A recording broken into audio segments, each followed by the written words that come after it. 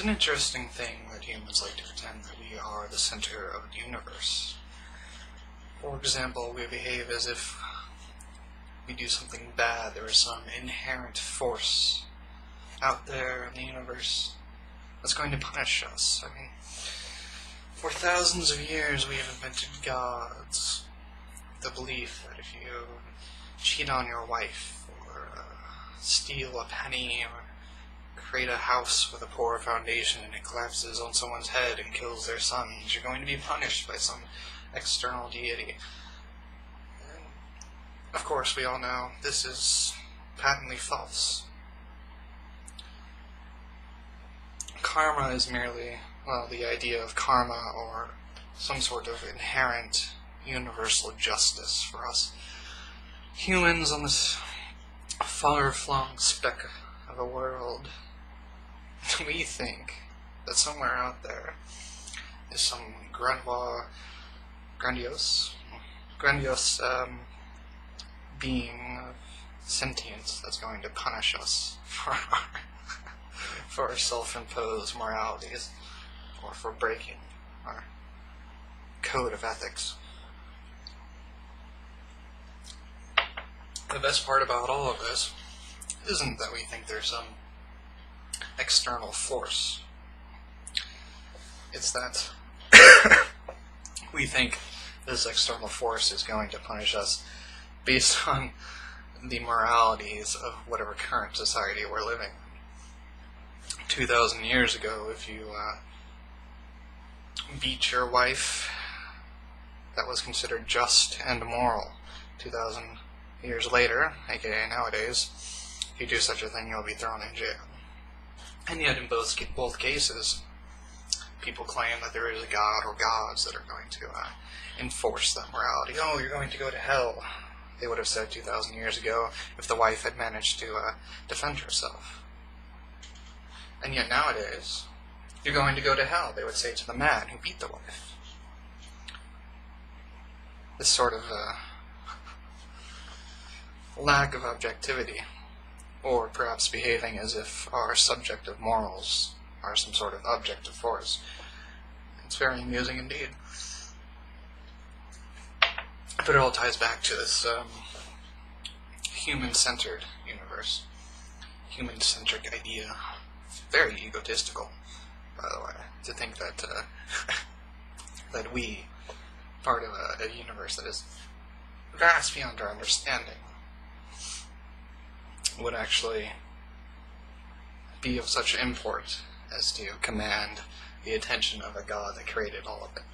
I mean, even if there was a god, and even if he created the universe, we're one tiny fraction, one tiny portion of that vast universe, and to think that he, or she, or it, or what have you,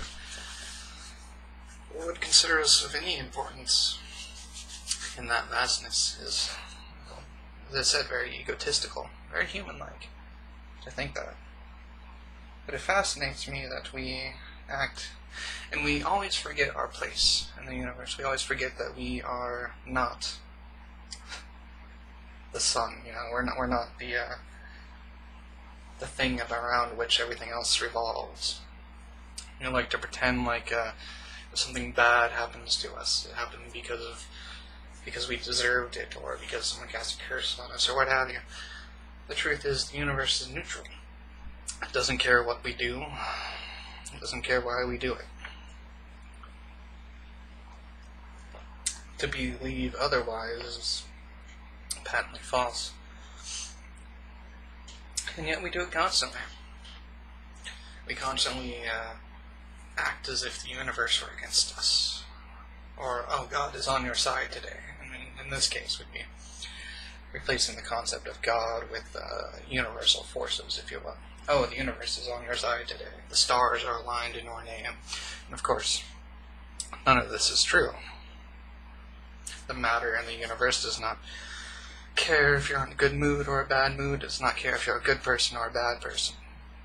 This idea of karmic justice was perhaps propagated merely to give the powerless some sense of power. Oh, I may be suffering under this man in the mortal world, but as soon as I die, or as soon as he dies, I'm going to heaven and he's going down to hell to suffer for eternity.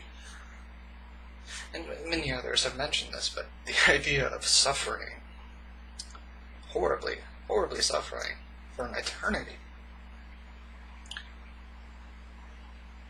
for a lifetime of evil, even if you committed, you don't even have to commit evil. Really, all you have to do is say, oh, there isn't a God. And you go to hell, depending on which religious belief you subscribe to. And some of them, merely not repenting for your sins is cause for you to go to hell. So even if you're a good person, because you didn't believe in Jesus, or because you didn't believe in God, or Allah, or what have you, you're going to hell, even though you committed no evil deeds. And then you bring this up to people, but their excuse is, if you say to them, wait, so you're saying I'm going to go to hell even though I'm a good person, merely because I don't believe what you believe? And they'll say, well, I told you. You had a choice. You had a choice to believe, and you chose not to believe, and that's why you're going to hell. So God isn't unjust at all. So if this is true, let's just pretend for a moment that this is true. If it were, it would mean that that God punishes intelligence, and the observation of the universe, and fact-checking, and a need for evidence. What this would mean is that God promotes blind belief. If you're an idiot and you'll believe anything that anyone tells you, then you are rewarded with an eternity in heaven.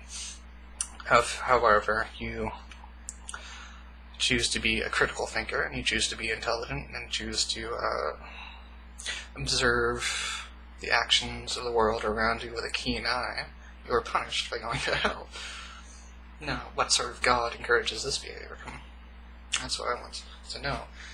And even if this God did exist, even if we had some sort of proof that this was his modus operandi, why would you even want to follow such a bastard? For he's unrequitably a bastard. If that is what if he encourages stupidity and ignorance and a blind belief, faith is a very damaging thing. If this is the sort of God that exists, then why in any world would you want to follow him? It's completely insane.